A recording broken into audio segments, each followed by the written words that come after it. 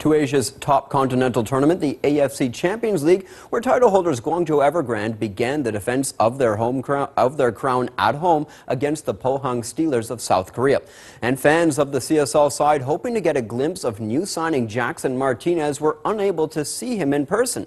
Not because he didn't play in the Group H match, but because the Chinese champs were forced to play in an empty stadium. The punishment was handed down by the AFC because of numerous breaches from last year's Champions League final.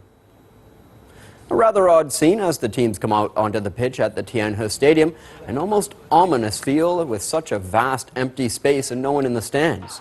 In the 25th minute, Zheng Long whips in a free kick, and Ricardo Goulart fires it just wide from close range.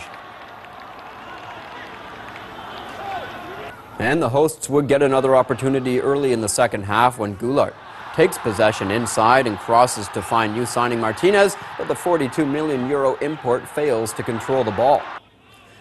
And the frustration is clearly written on the face of Scolari as his men show their rustiness. But Martinez would have one more crack in the final minute of the match.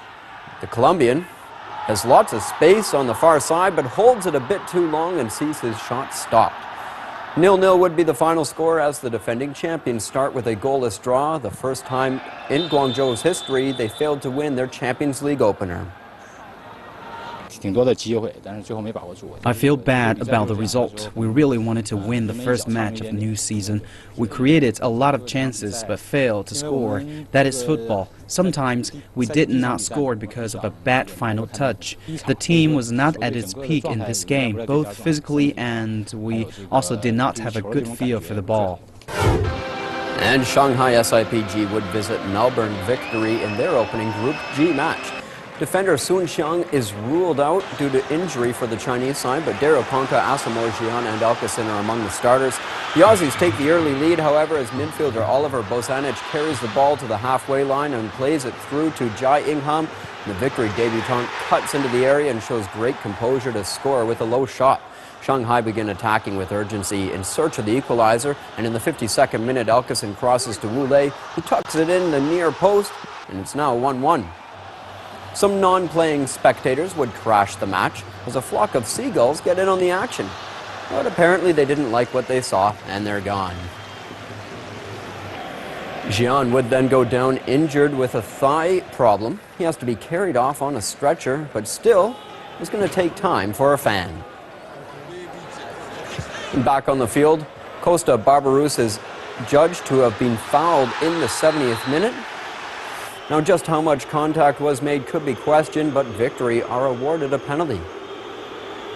And Melbourne's Besart Berisha is going to pick the corner from 12 yards, and that completes the scoring as Victory are victorious, 2-1.